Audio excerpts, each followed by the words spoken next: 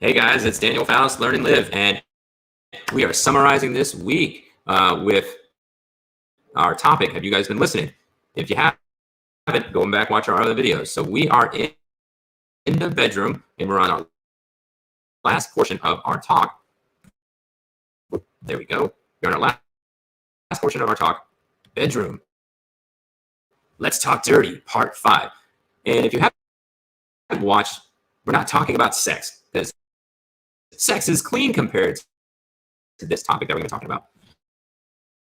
And this topic drives a wedge faster than bad sex or no sex at all. It's actually one of the top 10 reasons for divorce and separation. It's actually number 2 as our special guest on today. And our topic is money or finances. Ooh, break out your wallets, digital or paper. It goes over and affects the bedroom. Oh, there we go. 1 second. This week we come from 5 angles on how to talk about money without it being dirty, because we're tired of it being dirty. It's a topic that just needs to go over and stop being avoided. Because overall, we love money. We got our stimulus. We go over and get money. We're hopefully going back to work as a nation.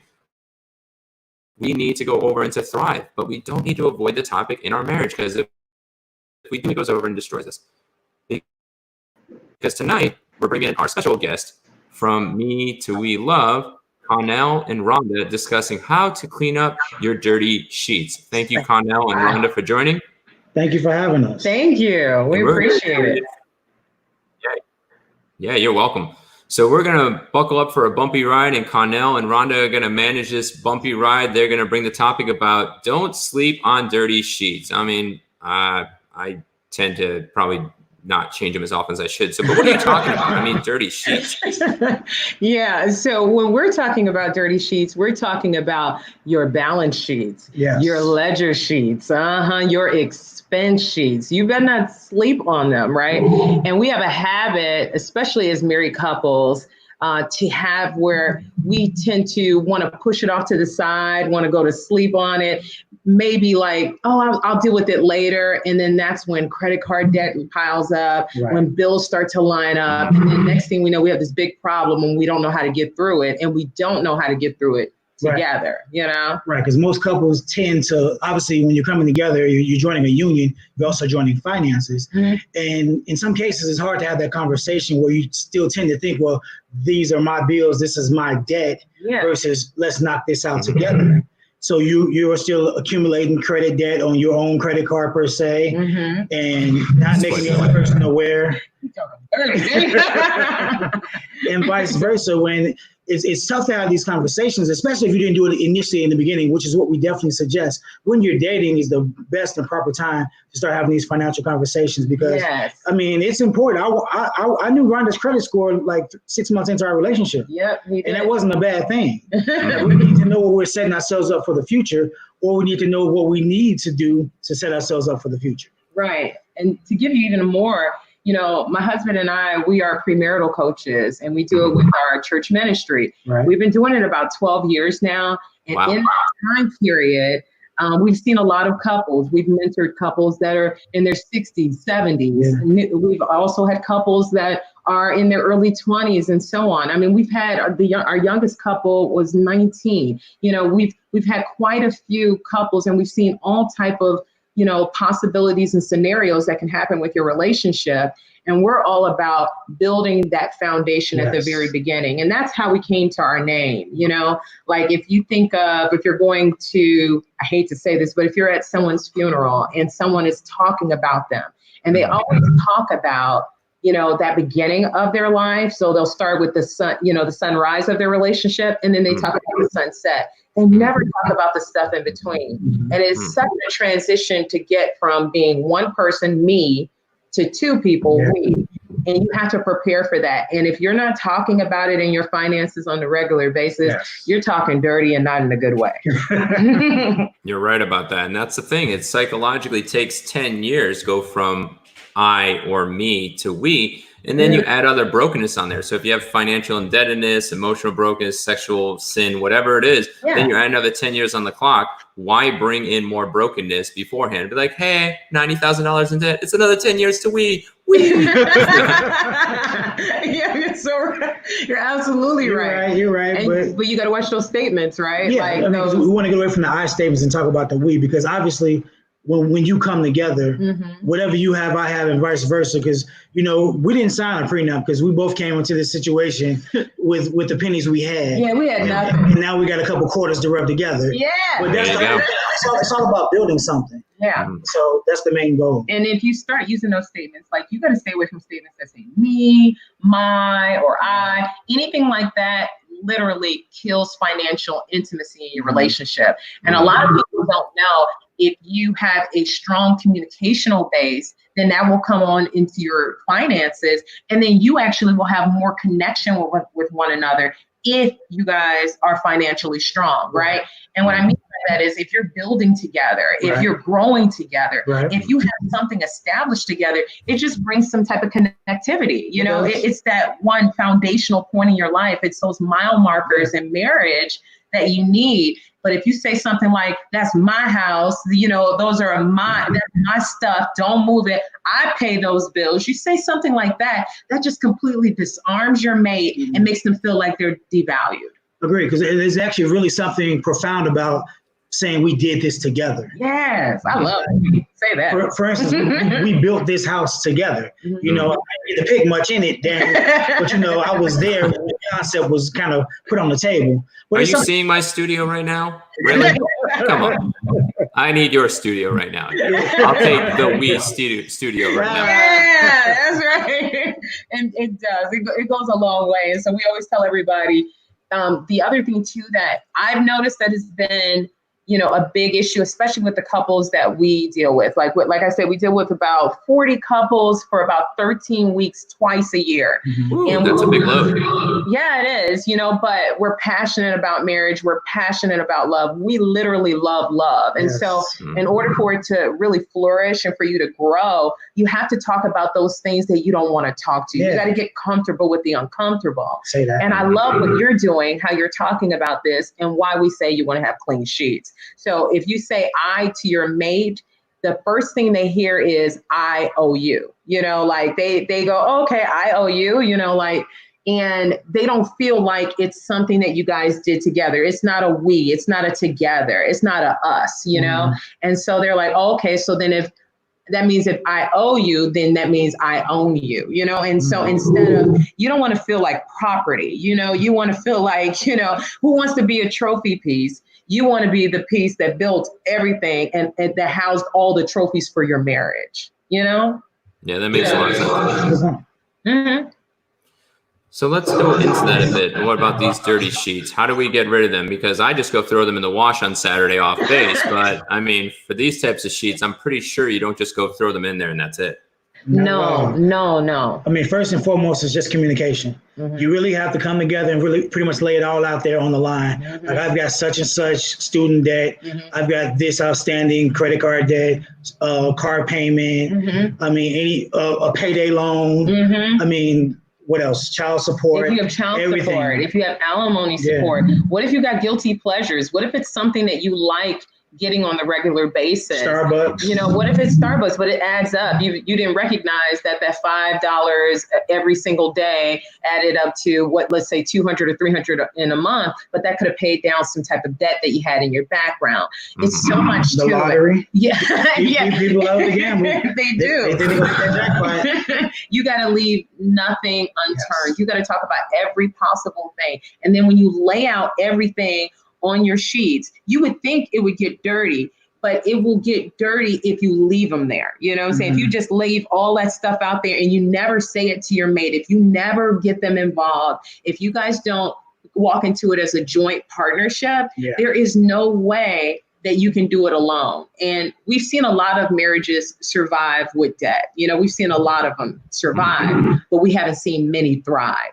And so it's super important that you lay out every bit of the debt, every little thing, even just normal, expenses, such as when you want to, like, maybe you want to get a haircut, or you want to get your hair done, ladies, or, what are the things that you're spending your money on the regular? Do you like takeout? And right now we got a lot of takeout that's going on due to this crisis. So you got to make sure that you're starting to add all that up and then figure out, what are we going to do? So now you have it all laid out. And then, honey, what would you say best to do? Because we always say, who's the strongest one between us financially? Mm-hmm. Well, really, it just comes down, after you laid it all out, it comes down to just balancing out the needs versus the wants. Yeah. Because really, what we need, obviously is going to take precedence over what we want, because that can just come later.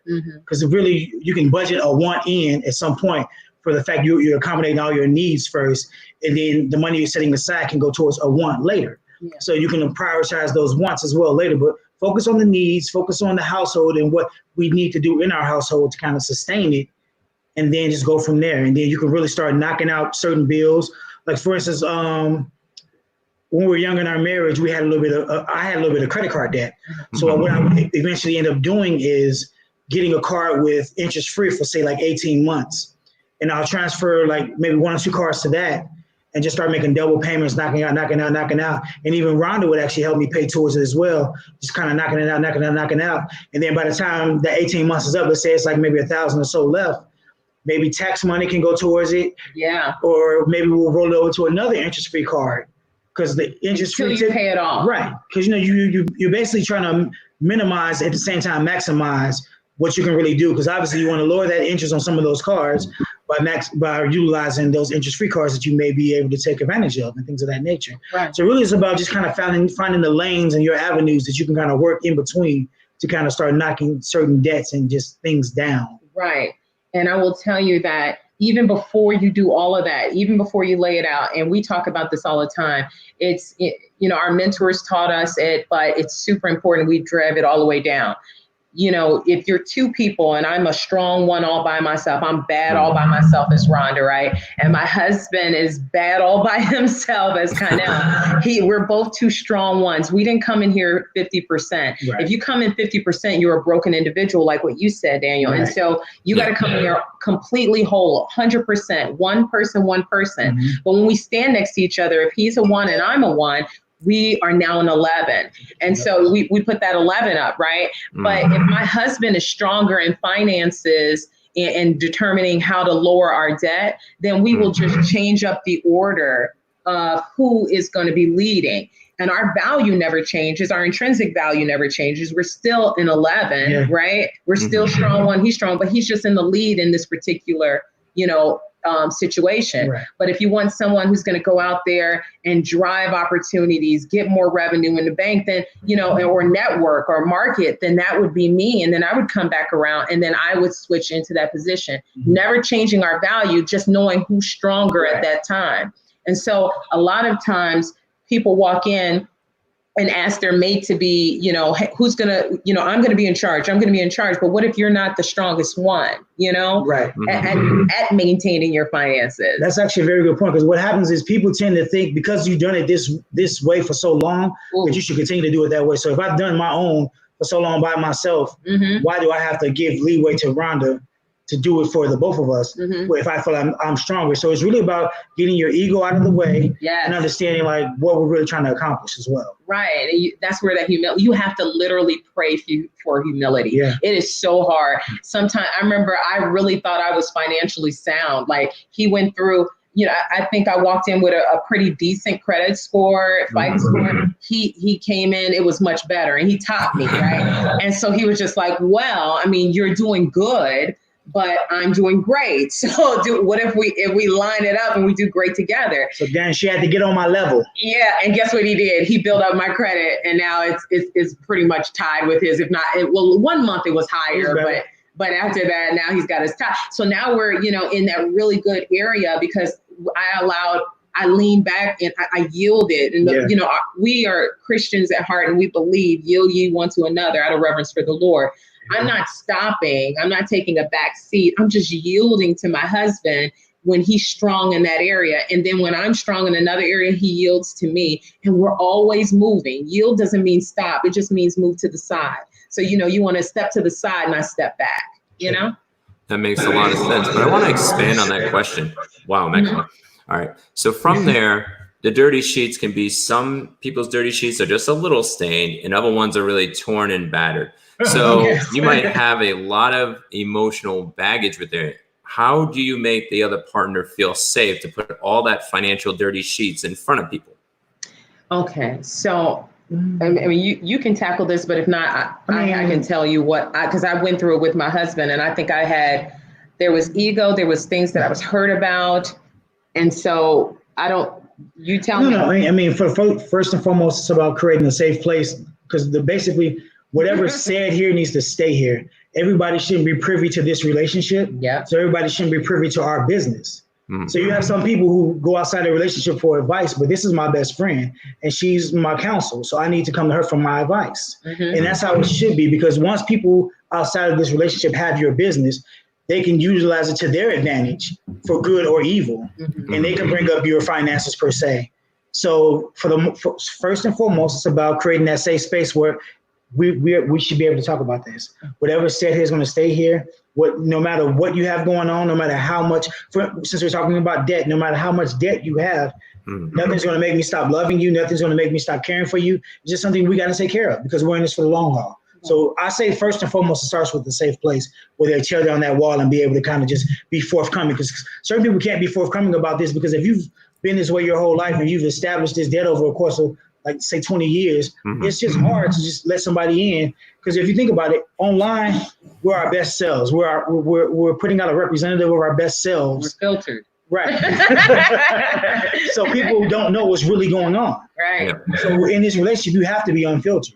Yeah. And so we call it naked and not ashamed. You have to be. You have to be naked and not ashamed. Who wants to be in sheets and you're fully clothed, right? Yeah. And so I do sleep in PJs, but that's you do. Oh no. You have when you're with your mate, you gotta let it all hang out. Be yourself. Your best self. Your best self. And we say, but I would also say, I think it's nothing wrong with counseling. Sometimes it's wise hard. counsel. Wise counsel. Yes. And what I'm saying is you can either find a therapist or somebody that you have chosen that, in my opinion, is kingdom-minded, loves you, is for you as a unit, like the we in you, not the you, And so if you have a habit of having issues, you want someone who's going to call you on your stuff and tell you the truth. And so when you seek that wise counsel, whether it be a licensed therapist or someone that you trust, that is actually coming from a place of love for both of you, then you can really lay out those things, because sometimes you can't unpack it all by yourself. You need help. And I would encourage people to do that. We do something, it's our innermost feelings questionnaire that we do. It literally is from over the last 12 years, where we go over and ask question after question. If you are walking into a marriage and you don't know enough about your mate and you marry them because they were cute, looks fade, okay? All these things change, and you're going to see them for who they are. Yes. And so you need to ask questions and have discovery. And again, discovery brings intimacy, And if you also are postmarital, we have a postmarital questionnaire as well. And we ask the nitty gritty. We ask, are you still in love with your mate? Are you still attracted to your mate? Why don't you want to share with them? What did they do? Where did trust break? We break it all completely down so that you deal with it. Now, the third part is you have to be open to dealing with it. Yes. If you are a stonewaller and you don't want to hear and you don't want to change, then I have to say it would be a losing battle. But if you have two people that are willing and want to move forward, that's all you need. You need somebody who is willing to move forward. You and your mate, that's all you need, determination. So let's talk about this silent partner here. Yeah. Is vital that you and your mate communicate. What do you mean by that if you're the silent partner? Because I don't understand this silence. I'm usually the loud one. So, well, in this case, we're talking about the fact that, like we were saying earlier, in your 11, if one mate tends to be stronger in a certain area, then that mate kind of tends to lead. But you're not leading to the point where you're stifling this person's voice because you want them to follow. And the only way somebody's going to follow is if they're comfortable enough to do so.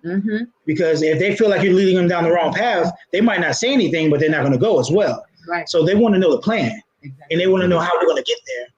And though they might not say anything, their actions can speak louder than the words, which is that silence. Yeah. So we want it's okay to be silent, but we want you to be silent to the extent of I'm good in the situation because I know you have me. I know my partner has me and they're taking us in the right direction. Right. So my silence is just confirmation that I'm on this journey with you. Not my silence is I'm stepping away because you're not letting me speak, and we can't communicate this out together, and vice versa. Yes. You know, we also call it it's a silent killer. You know, a lot of people talk about, you know, the silent killer is heart disease, which it is, number one, we get it. But there's a different new silent killer that affects the heart.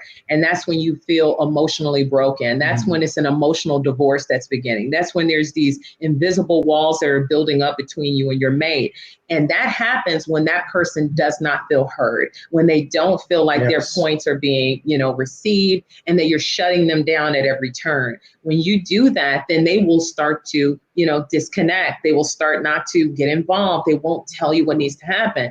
So a silent partner, it can still be a good partner, but what we're saying is don't be so silent that you're never heard. And the only thing we see are your actions or lack of action. And that speaks volumes. You know, sometimes that can be louder than words by you not being engaged into your relationship financially.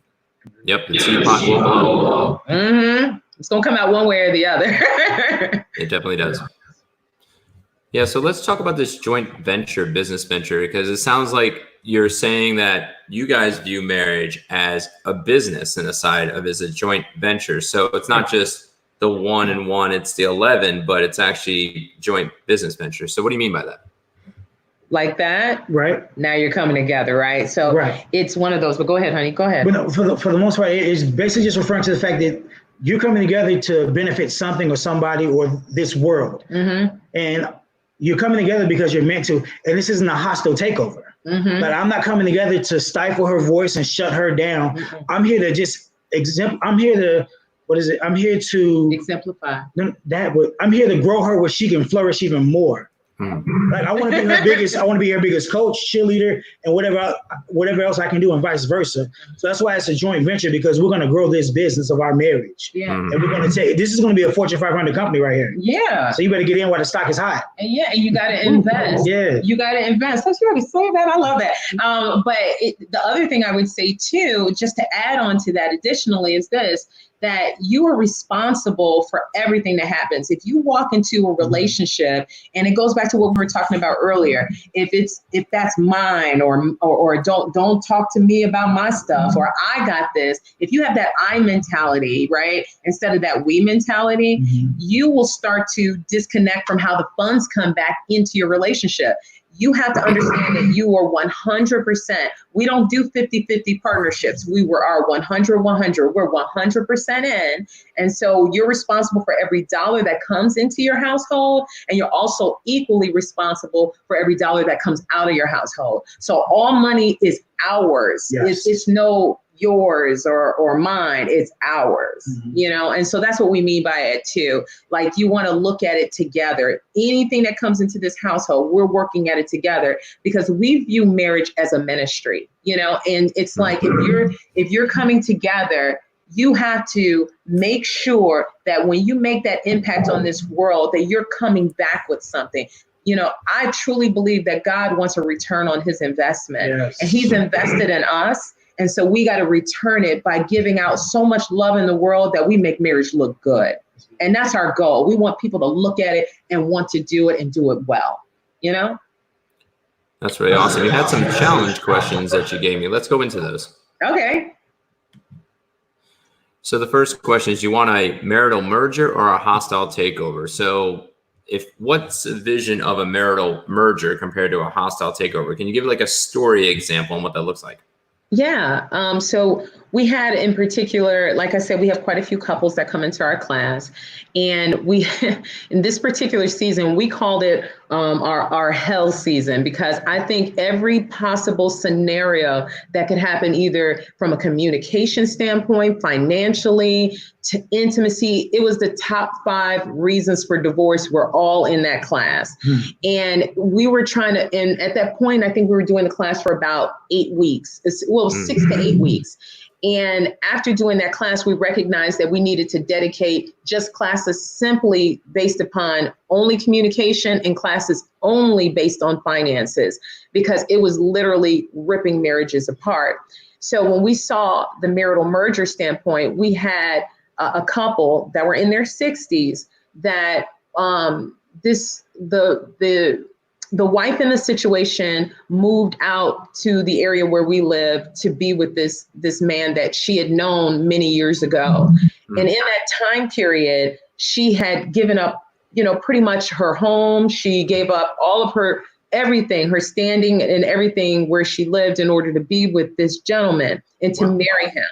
And when she got there, he gave her a little room and told her to put all of her stuff in there and said, this is how it's going to be now that you're here. And she'd given up, I think it was a 4.5 bedroom, home. She had a little small studio in there too, because she was an artist.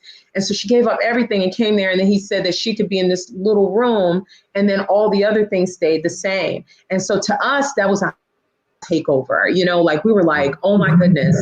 Like you're not allowing that person to merge into your life. And so just the opposite, a marital merger is you give a little, you get a little. When you have a marital merger, not everything gets, goes with you. There's so many companies that merge together. If there is a duplication of job responsibilities, then something gets let go. Someone is moved on to another position or they're no longer with that company. That's the same thing that has to happen in your marital merger. Certain things are going to make the cut and certain things are not. Certain friends are going to make the cut and certain friends are not, And so in that time, we're going to take a little bit of each other, where it ends up being something like this, where I'm leaving a little bit of me on one side and he's leaving a little bit of him on my other side, and we're a nice blend, rather than if we were a hostile takeover where we're just hitting each other, and then if you hit hard enough, you end up creating so much distance that you're no longer 11s, but you're just so far apart you don't even know each other anymore. That's a unique perspective. I've never seen the hands go that way. Yeah, we're in this together. We truly believe in overlapping, because wherever you're weak at, your mate is typically stronger, and you can, and then you're supposed to glean from one another until you turn around and you're just this big, beautiful marriage at the end of it. And it can happen. And we've seen marriages that have started at a hostile takeover and completely became a marital merger. And then after that, we felt like they were marital splurgers because they were just giving everything out. They were showing so much love that it was infectious. That's true. The thing about marriage is you have to be willing to grow. Like when you come into a relationship, you come in with, we don't call them shortcomings, we call them areas of opportunity. Yes. So what is my area of opportunity that my wife can help me grow in? You have to be willing to teach one another. Yeah. And honestly, that can be the fun part. That's when you get some real pillow talk going. That's when you get back, you're laying on the sheets and you're looking at each other and say, I love you. And it's a deeper connection. It's more than just sex, because we're not talking about sex. We're talking about intimacy, or we would say intimacy, like we want you to see me stronger, Yeah, those are wisdom bombs. You just need to go right down if anybody's listening. Thank you. So let's dive into the next one. What common issues you and your spouse face when budgeting? So what common issues have you ran into with your clients or maybe even yourselves? I know for my common issue was writing it damn down. I didn't write it down and I was a swiper. I was like, swiper, no swiping. I'm like, all right, Dora. We like it. No, yeah, you can. I mean, the most common issues is really just decide. First off, is just deciding, we're going to have joint or separate accounts. Because the thing about it is that there's no right or wrong way to do things. No. Just because it worked for your parents doesn't mean it's going to work for you and vice versa. It's really about just what works for you and finding that out. Right. So if a joint bank account works for you, that's fine. If it's separate and putting into a joint, that's fine. Mm-hmm. But it's really just a matter of having that conversation and kind of just putting out the framework as far as what can we do and what we need to do to kind of get everything taken care of. Mm-hmm. I would say that too. I think a lot of times is we ask what we even have this on our questionnaire, but we ask couples all the time, what is a discretionary spend limit, mm-hmm. And you need to establish that right off the bat. And you will be surprised if you put two people in the room that have either said I do or getting ready to say mm-hmm. I do, how varying that is. There's such a disparaging amount in like, what do you think? And we've had one couple that $20 all the way up to $2,000. We said $2,000. Oh, so $2,000. You don't need to tell your mate anything. You can take that out the account and it's fine, out of the joint account. Yeah, I think $2,000 is fine. And then the other person is just like this, like, what do you mean? Like $20. So we think it's very vital for, a lot of couples, especially when it comes to budgeting, for you to lay out that sheet. And we have a sheet for anyone that wants to get involved and figure out a better way forward, but we completely lay it all the way down. We say, hey, what is going on? What are the expenses? What's hurting you? And then we come up with an action plan to move forward. But hands down, I would say writing it down like what you're saying, not having discretionary funds,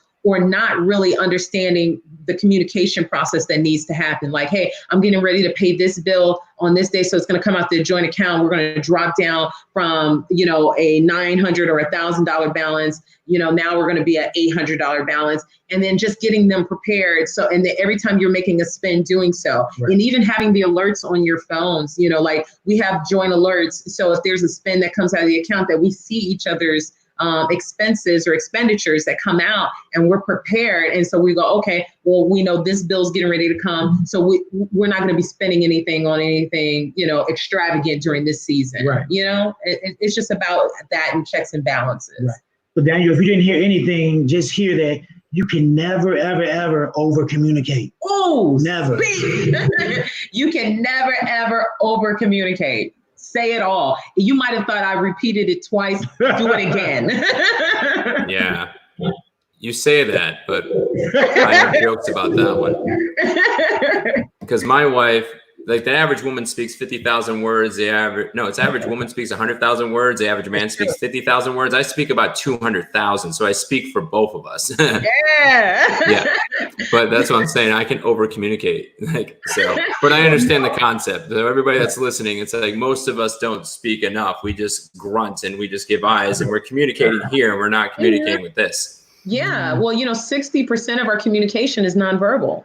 And it depends on how you perceive that nonverbal, like, oh, I got it. Or, it depends. If you say something like that, I might think you have an attitude, or I might think that you're happy with me. You have to be clear. Yes. So that's why you got to write it down, speak it, and then speak it again. What's the Bible saying?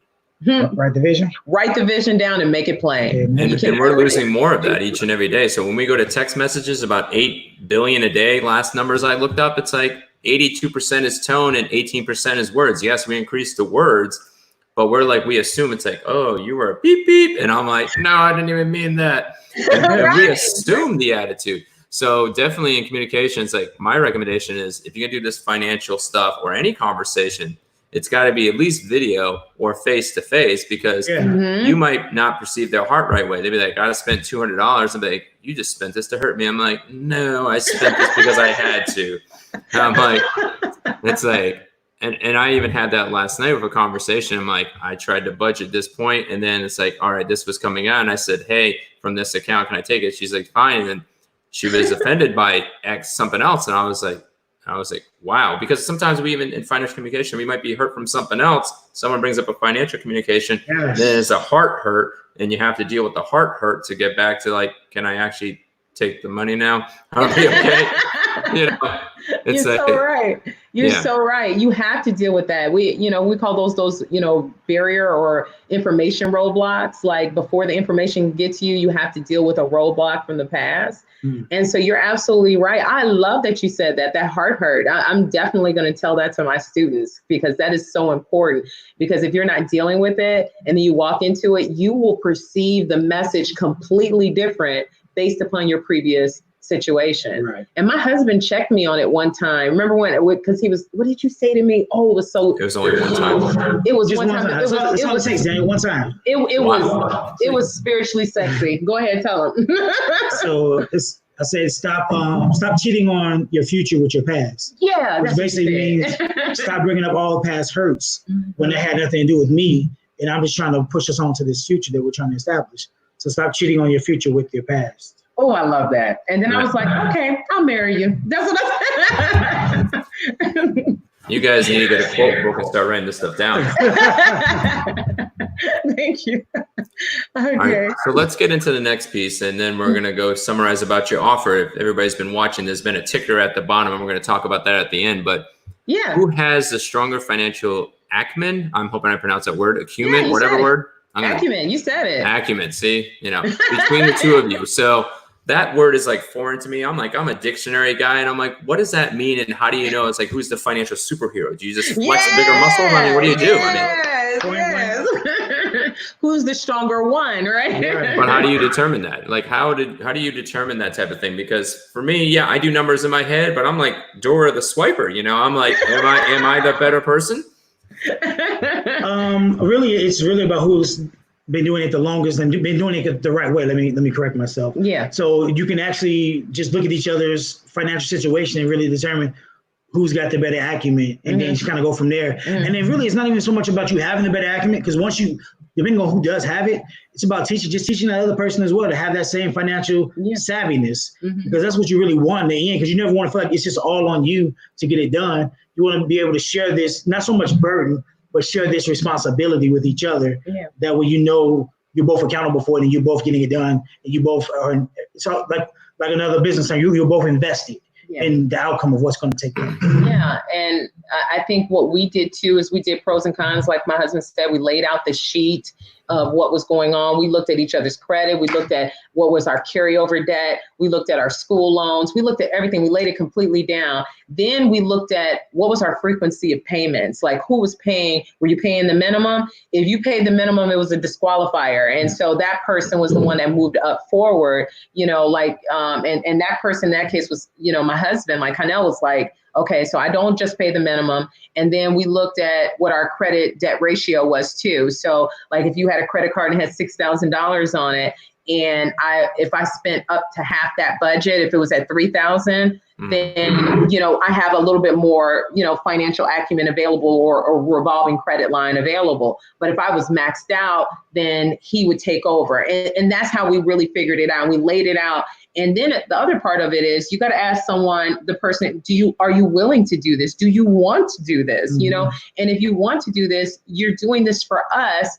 And then if it's too much in that season, you can say, hey, you do it this, during, these 6 months, I'll take over the second half of the year, and then kind of trade off. And that way, in order to give that person a break, not only financially, but mentally, because that can be a large burden. And I'm gonna have to go back to burden to carry all on your own. And so you want to make sure that you guys are going back and forth and nobody's getting burnt out financially, because it can be, if it's going to take you 2, 3, 4 years to pay off some debt, that can be discouraging when you want to go do something. So that's why we always say budget in fun, because you need to have a moment of fun. And fun doesn't have to be expensive. You can do bubble baths at home. We have, tub Thursdays or tub Tuesdays. What's the cost if you go to the dollar store and get yourself some what's that called, a bath wash? You can put that in there. Yeah, and then there you go. Look at that. You have a great night out, or you can have a picnic at home. There's so many things that you can do in order to make your person balling that person. That's what my husband says all the time. I'm balling on a budget. And you can still feel like you're never going without, but you can feel rich and still have a budget in place. Right. Dang, so I'm not gonna lie. I knew I was the guy, because I'm a reference to your superhero term. Yeah. Like late payments or late fees are my kryptonite.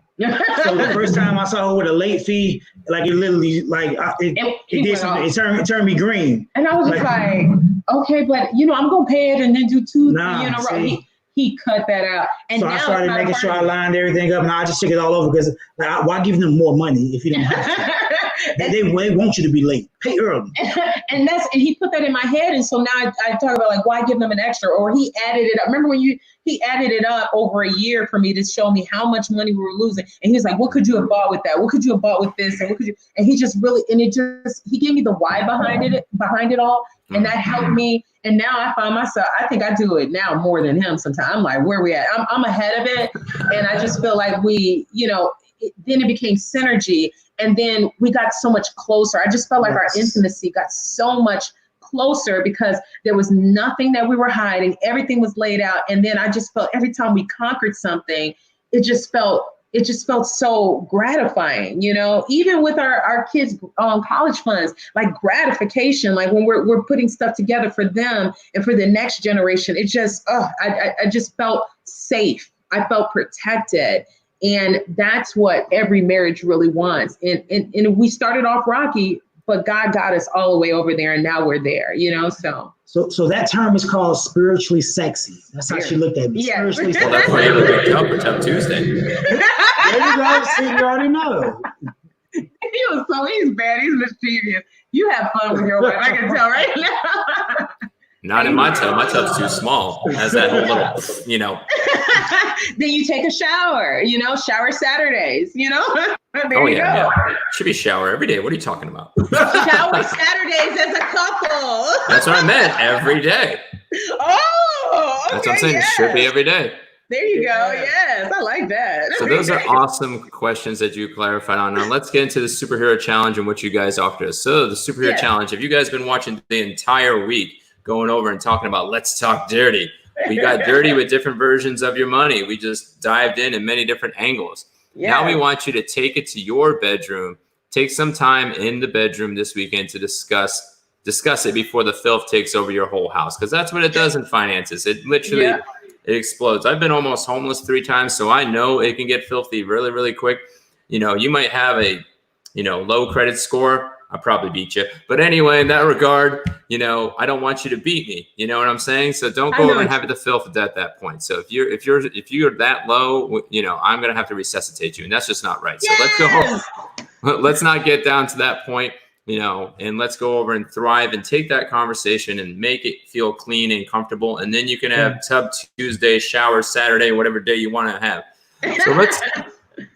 So let's finalize about your offer that you're giving to our guests. So if you guys are watching, it's in the feed. So that's a little bitty link to remember. You just go to bitty link, MetoWelove offer. But what's the love offer about? Okay, so number one, we will give and provide to whomever, if you sign up and you go into that offer, we will provide 1 hour of 1 hour, but knowing us, it could turn into 2, the way we are. But we will provide 1 hour of premarital or postmarital coaching.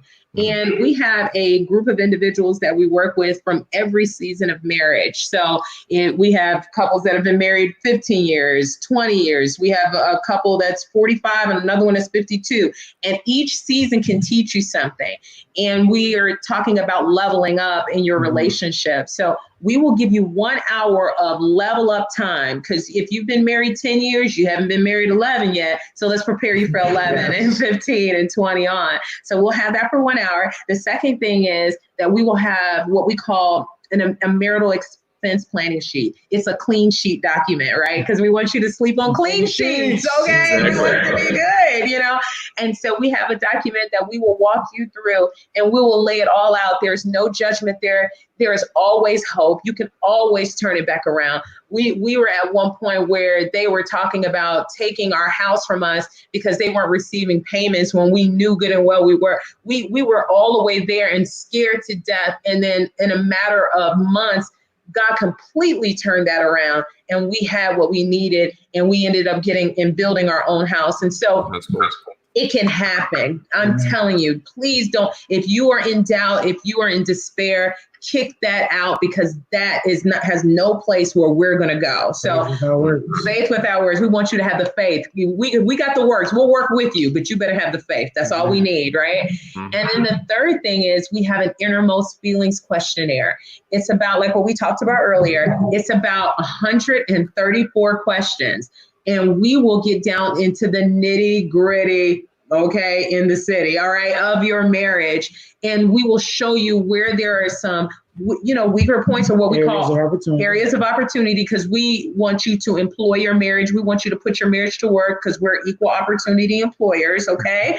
And we want you to make sure that you have everything you need. So we're going to give you those 3 things. So the number one is we're going to give you coaching for 1 hour.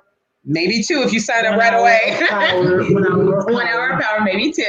And then we will also make sure we give you a financial expense sheet, and it completely breaks it down. And we talk about tithing and how if you bring things to the storehouse and tithing, in overall how it really builds back up. Because if you give back out to the community gives back to you, and it's the kingdom of God. And we truly believe it. I cannot have done anything if it wasn't for the mercy and love of God, because I have literally fell on my face and God has lifted me up every time. And we'll show you how we got through it and how we've helped other couples. At this point, over the years, we have a 98% success rate because we've officiated weddings too. So please stick with us, because we will stick with you. We will not stop. Yes. And then the third thing is the innermost feelings questionnaire, because now it's time for discovery. It's time for you all to get to the root of what is going on so we can fix those heart hurts and make it better. Yeah, I like it. That's good. Come on, sign up for the offer. That's pretty awesome. Thank you. Well, I wanted to thank you for your time, and all the audience going over and listening. Just remember, this is always a dialogue, never a monologue. So even though we've been talking for 45 minutes and 40 seconds, you guys can add to the conversation now or add to the conversation afterwards. Me and our guest host will be monitoring this feed for the next couple of days, going over and answering questions. So do not go over and wait. And we'd love for you to go over and share this. So I want to thank you again for your time, and you guys have a good evening. You too. Thank you. Thank you for having us. Be safe. Yes. We shall. Wash those hands.